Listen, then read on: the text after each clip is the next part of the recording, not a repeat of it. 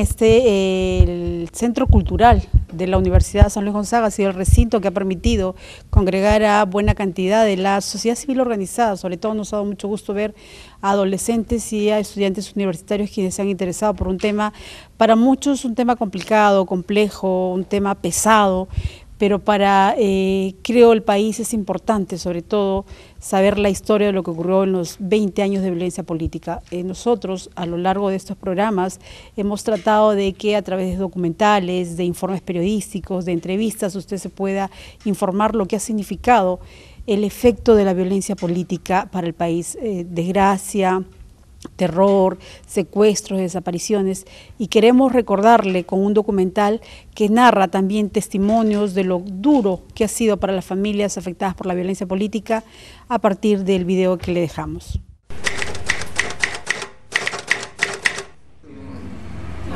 Primera comunión.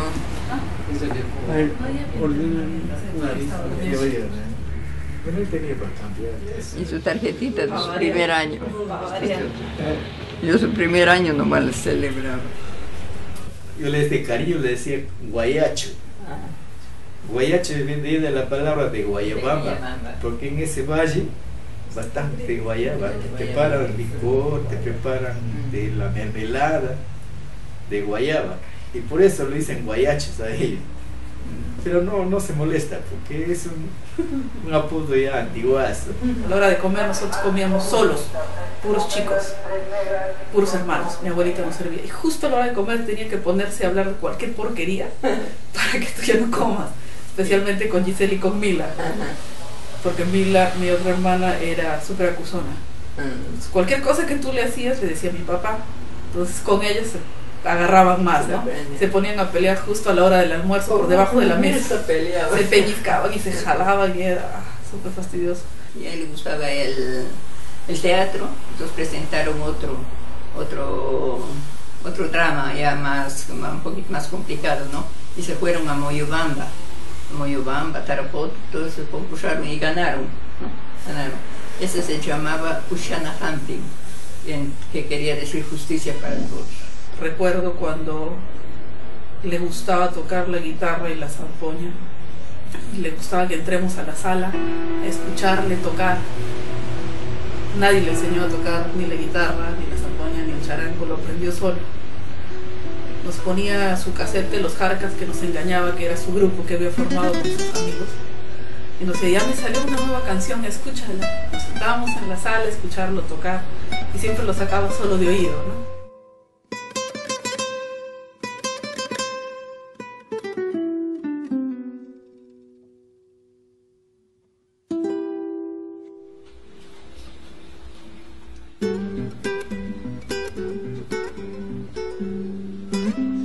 Que era muy bailarín, le gustaba bailar John Travolta, sí. ¿Ah?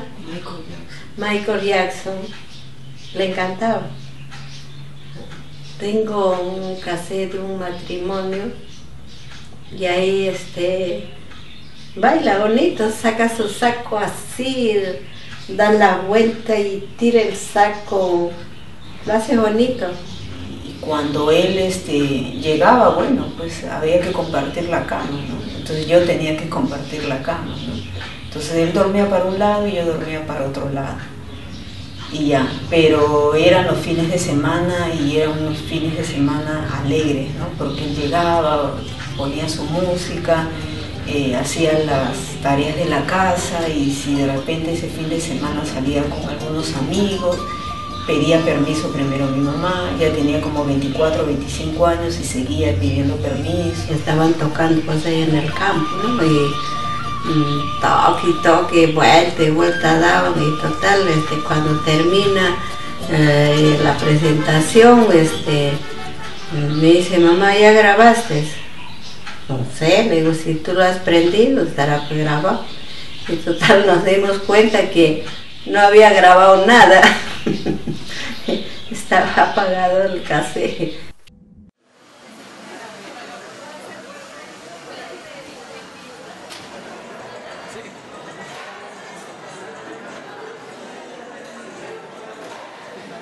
El comedor de estudiantes, como en todas las universidades, depende de la Dirección de Bienestar Universitario, pero en ese entonces la mayoría de estudiantes, un 80% de estudiantes o quizás un 90% de estudiantes eran de provincia. Había vivienda estudiantil de varones y había vivienda estudiantil de mujeres y por lo tanto el lugar donde comían sus alimentos era el lugar de reunión que convocaban a casi todos los estudiantes, ¿no?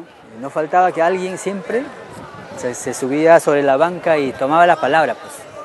Eso era lo normal. No era necesariamente un espacio donde todos prestábamos atención al discurso, es decir, uno estaba comiendo y de paso escuchando.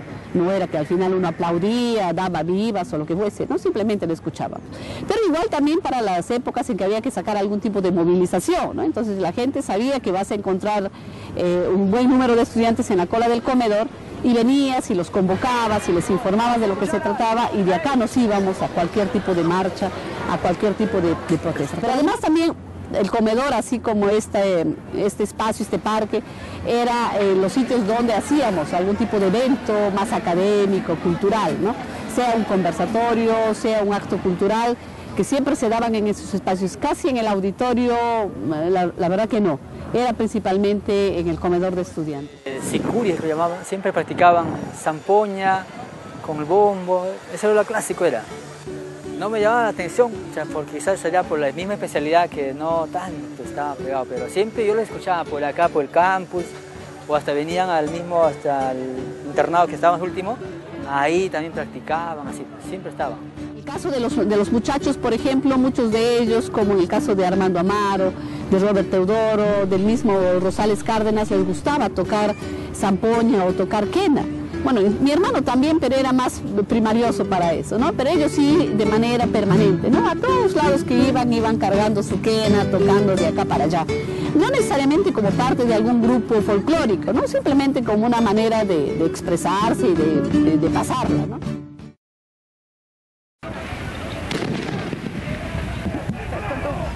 El comité de comensales, cuando el presidente Fujimori quiso ingresar a la universidad, los profesores le prohibimos el ingreso por la puerta principal, pusimos 2 ómnibus para bloquear el ingreso en la puerta principal y él con sus edecanes quisieron ingresar a la universidad por la vivienda de los profesores, pero solamente avanzaron 25 pasos y ahí estuvo la resistencia del comité de comensales.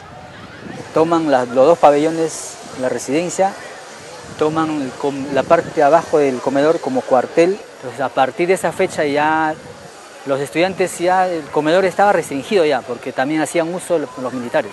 Para la cantidad de militares que vinieron, exactamente no sé cuánto había sido, pero que más o menos como 100 estaban en la parte de abajo, o sea, en el primer piso. Los militares se sentían con derecho a participar en toda actividad, ingresaban impunemente a todo tipo de reunión, interrumpían las clases, interrumpían las reuniones y no había cómo oponerse ante eso. Imponen una serie de reglas bajo el estado de emergencia en el que se vivía en la Cantuta, ¿no? Entonces esas reglas iban desde toques de queda para prohibir la circulación de los estudiantes entre las 9 de la noche y las 6 de la mañana, pero además también impedir que haya concentración de gente, ¿no? Entonces ya no se podía hacer algún tipo de evento académico, algún tipo de evento cultural, no podíamos hacer marchas. Pese a eso hemos hecho muchas marchas que hemos sido reprimidos con mucha fuerza, inclusive con disparos de arma por parte de los militares. Lo lamentable es que los militares vinieron aquí con un estigma de que el cantuteño era un terruco, ¿no? Entonces nos trataban como si fuéramos terrucos. Entonces no solamente nos insultaban, nos agredían verbalmente de manera permanente, sino siempre se generaba así, con una discusión de a boca y a veces se han caído también a los golpes, ¿no? Algunos estudiantes desaparecidos como Felipe Flores Chipana, mi hermano, también Robert Teodoro, habían tenido algún tipo de agresión física con los militares, ¿no? Entonces realmente era un ambiente bastante hostil, ¿no?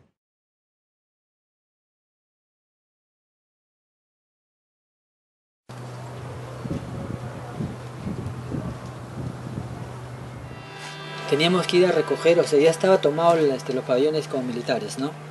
Y uno tenía que ir a recoger sus cosas.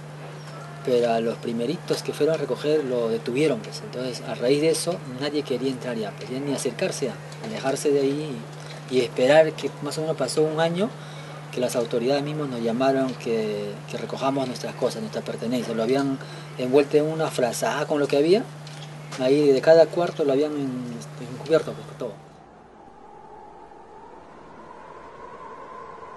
Ya en el año 91, cuando llegan los militares y se instalan en la Universidad de la Cantuta, de alguna manera establecen como su centro de operaciones este lugar, ¿no? La capilla. Porque además hacen como su cocina, ¿no? Su olla común, donde preparaban los alimentos, y bueno, los soldaditos dormían alrededor en carpas y pasaban rancho para el desayuno, almuerzo y cena, ¿no? Pero claro, nosotros teniendo el internado de mujeres casi al costado, obligatoriamente teníamos que pasar por este lado, ¿no? Entonces eso era lo que generaba una serie de incomodidades para nosotras mismas, ¿no? El tener que pasar delante de ellos y tener que escuchar sus comentarios, sus insultos, era bien complicado realmente para nosotros, ¿no? Se tenía que establecer ciertas normas para que pueda convivir bien, pues, porque si no también todo se desordenaba. Entonces se estableció como un estatuto así de los internos, de los residentes, y bajo esas normas trabajábamos, hacíamos actividades, la hora de levantarse, o sea, la forma para estudiar, todo eso se tenía que cumplirse cada uno. Acá también sirvió como lugar donde torturaban. Cualquier problema que había en las noches, ciertos roces con los estudiantes, traían directamente acá y tiene como un sótano en la parte baja. Ahí lo llevaban y ahí es lo que castigaban. Eso porque era versión de los mismos estudiantes, ¿no? Que el siguiente día venían a quejarse pues, al rectorado, al bienestar social, donde informaban la forma como habían sido tratados. Pero creo que un hecho grave es también el día de la movilización previa que hicimos, creo que como el 15 de julio del año 92. Bertila sacó una marcha del comedor de estudiantes hacia la asamblea universitaria que debía elegir al nuevo rector. Entramos gritando, ya ni me acuerdo qué, y detrás los militares, y en ese entonces estaba el teniente Medina, que era el que estaba al mando del batallón, ¿no? Y él entró y dijo, ya, cierren la puerta, ¿no? del auditorio. Cerraron la puerta, subió al podio del auditorio y dijo, bueno, ahorita me los disparan a todos que acá empieza la Tercera Guerra Mundial.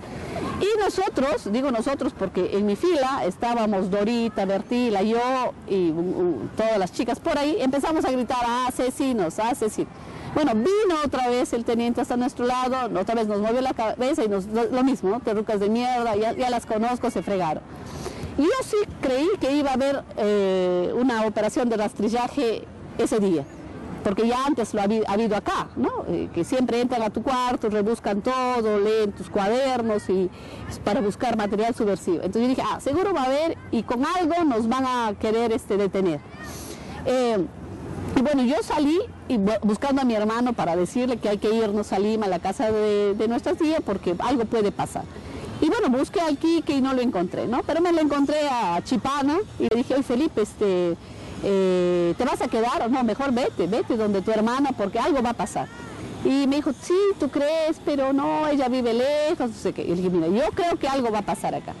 Y luego me encontré también a Rosales, ¿no? Y le dije lo mismo, ¿no? Hay que tener cuidado, algo va a pasar. Mira, el tipo nos ha amenazado, ¿no? O sea, y además lo ha hecho públicamente, ¿no?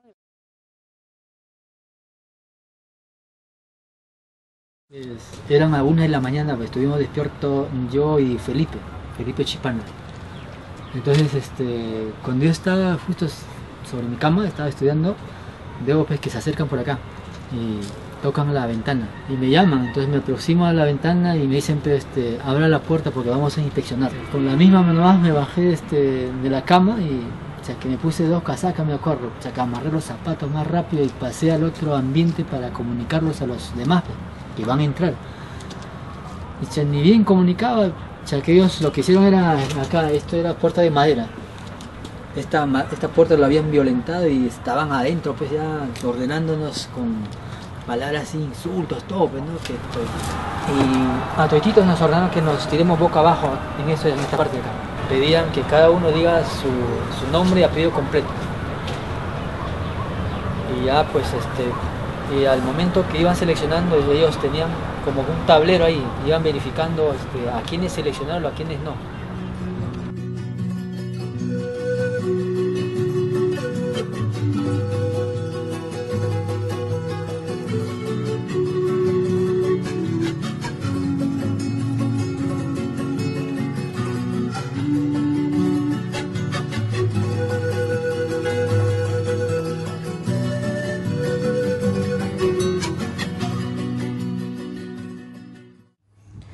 digo, nos sacaban, nos decían que ellos, que ellos se han fugado con sus enamoradas, que ellos no han intervenido a nadie. Después nos dijeron que eran personas que nunca para la RENIEC no existían. Ya al momento de buscar, de encontrar, encontraron restos, primero del hermano de Gisela, que encontraron entero, después se encontraban piernas y prendas de los demás, ¿no? Entonces ahí encontramos de mi hermano las llaves y todo eso. Las llaves de mi hermano abrió el Centro Federal. La diligencia se inició a las 11 de la mañana. El fiscal ad hoc Víctor Cubas Villanueva, junto al rector Alfonso Ramos Gelderes y a peritos de homicidios y criminalística de la Policía Nacional, ingresaron al pabellón en donde residían los alumnos desaparecidos. Una a una fueron probadas las llaves en los armarios que estaban cerrados por candados. El primero en abrirse fue el de Juan Mariños Figueroa, ante la mirada atónita de los familiares que en todo momento presenciaron la operación. De inmediato se escucharon amargos llantos, mientras los periodistas hacían denodados esfuerzos por captar las mejores imágenes. Nosotros como familia hasta ahora no podemos, ¿qué te digo?, reponer de todo eso, porque creo que jamás lo vamos a poder hacer, porque nuestra familia ya no es igual como era antes. Ya hay un vacío que jamás se va a poder llenar con nada.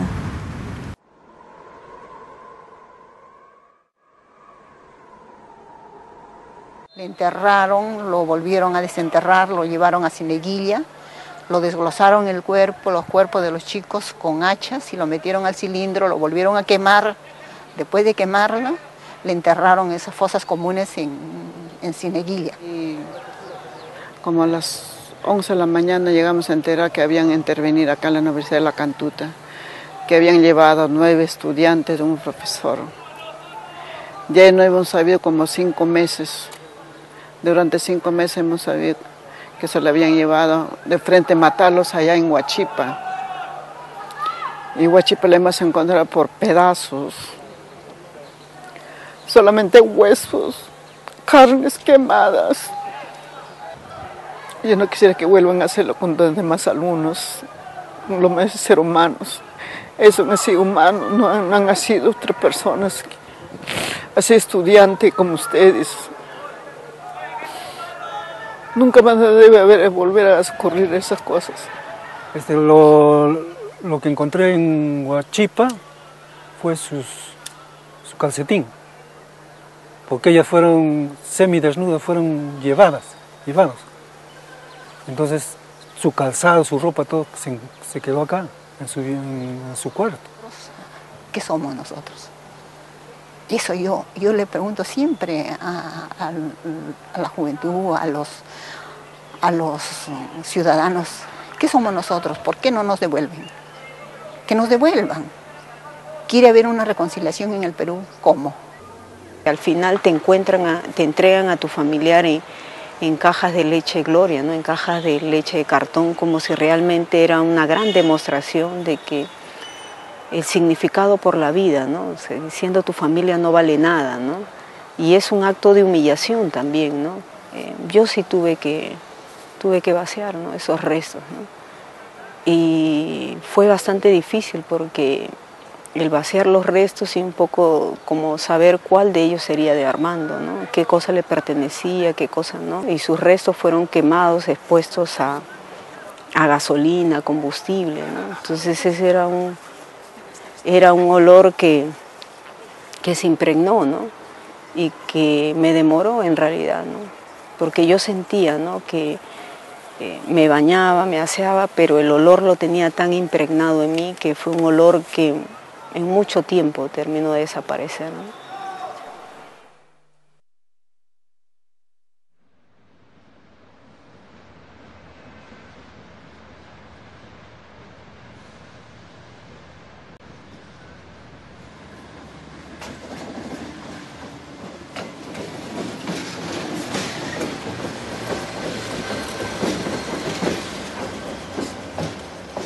Bueno, el crimen en realidad nos afecta todavía hasta ahora, sobre todo sobre todo por el estigma, ¿no? El estigma que queda en el estudiante cantuteño, y eso incluso es utilizado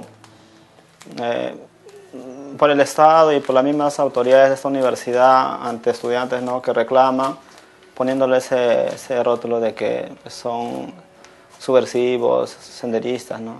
Actualmente, de hecho, que hay cierta confusión aún todavía, o sea, ese término de terrorismo, que el estudiante que protesta rápidamente te califican como que eres ya parte del terrorismo, o eres terrorista, estás haciendo acto de terrorismo, así dicen. Y pienso que eso no va a ser tan fácil tampoco sacar, ¿no?, de la mente de los estudiantes, un poco difícil es, pues. ¿Cuál es la cercanía que tú tienes como estudiante? ¿Cuál es el sentido crítico del poder investigar, de poder acercarte, de poder reencontrarte esta historia de la que nadie quiere hablar, ¿no? Entonces, de ahí en adelante yo creo que hay mucho por qué trabajar, ¿no? Que el estudiante pueda acercarse y no pueda ser indiferente a estos temas, no tiene una deuda moral de saber qué fue lo que pasó en tu país, y de tener también una posición frente al tema. O sea, acá no se trata de que tengan lástima, que sean solidarios, sino que también puedan el tener toda una historia de qué fue lo que pasó en tu universidad.